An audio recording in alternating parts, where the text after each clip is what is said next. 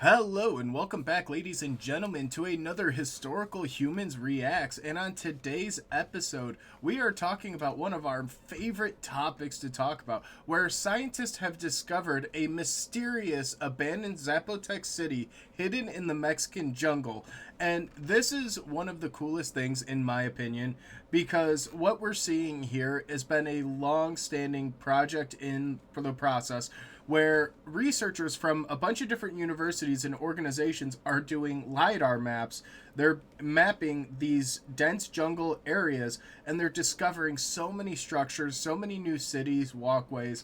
And that is exactly what happened here, where a team from McGill University has revealed that Gingola, a 15th century Zapotec site in southern Oaxaca, is not just a military fortress as was previously thought, but an entire fortified city spanning 360 hectares of land and had over 1,000 buildings there, which is incredible. And it's all the work of Pedro Guillermo Ramon Celis, a postdoc researcher in McGill's Department of Anthro. And he's the one that was the author of the study that was recently published in Ancient Mesoamerica that shows that it was barely abandoned by the time that the Spanish arrived, and that the actual village itself had been relocated about 20 kilometers away. And this is just a really cool fact checking mission and something that's becoming more popular, where these new tools are allowing researchers to view these sites in ways that were previously undetectable. I mean, in areas like this where they located this city, it is such a dense jungle environment that it is difficult to traverse even on foot and even with the assistance of like ATVs or other vehicles. You need a machete and a guide to just get you anywhere in this area. So being able to just take a LiDAR, which is probably in this case attached to either a drone or an airplane, and to be able to map it out and see these things that may be even subterranean, they could be buried, they would still show up on a LiDAR map here. It's just fascinating. And in a lot of places throughout the world, they're doing systematic LiDAR surveys of vast swaths of land to just see what's present. And there's a lot of research that can actually tell.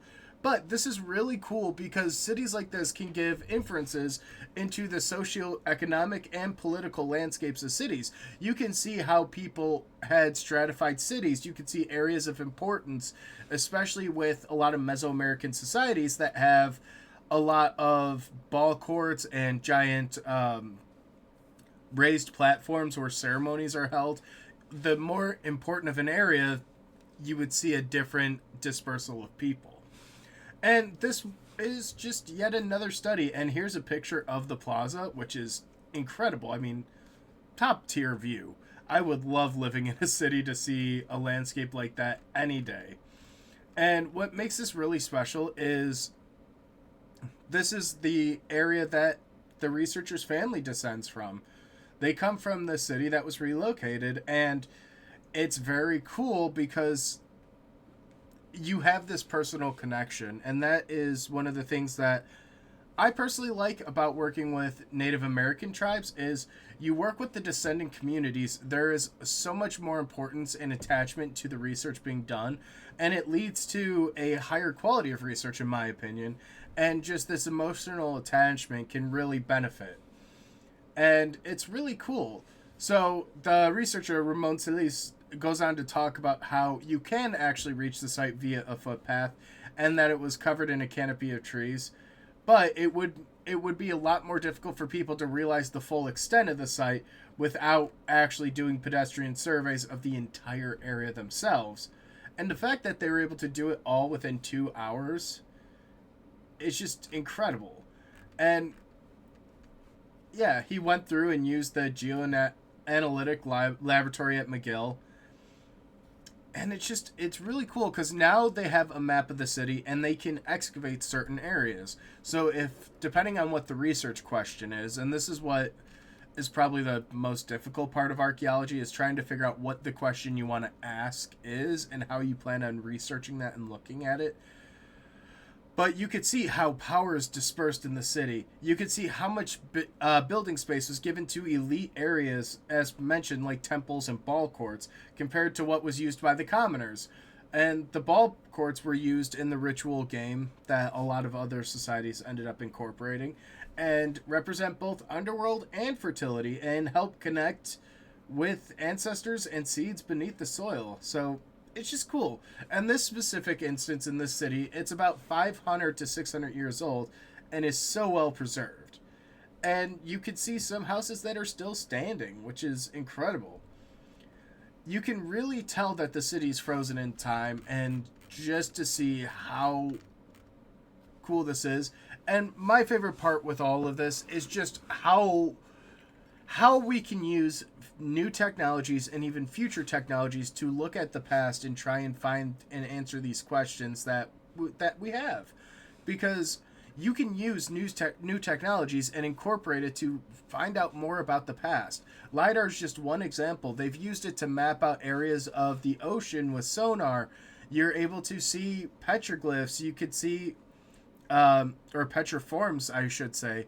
I know in a lot of the Great Plains, there are giant rock monuments that a lot of the indigenous groups would create and would place on these vast open plains. And you can sort of notice them from the ground. You can look at them and go, okay, I think I know what this is. But until you can see it from above, that's when the shapes really take form. And that goes for like the medicine wheels as well. And it's very interesting to see research coming out like this, because while we knew that there was something here, it just goes to show that we know very little in the grand scheme of things, and this will open up the doors for future research. So now that this site is fully discovered, as I mentioned previously, when you talk about the research questions that you're going to have, this is how you start formulating how you're going to approach excavations at a site like this.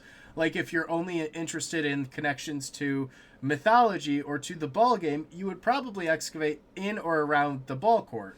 Versus if you want to know the everyday life of the commoners, you would probably do it in the cluster of houses near the common area. So I'm just very curious to see how this is coming out. Mexico seems to be a plethora of these kinds of sites. I know we've covered a couple of them already in our videos, but I saw this come up just the other day, and I thought it was so cool and special, both because great research coming out of a Canadian institution to the north, but I love the emotional connection. I love seeing how people can relate to their research and have a level of connection that's not ownership.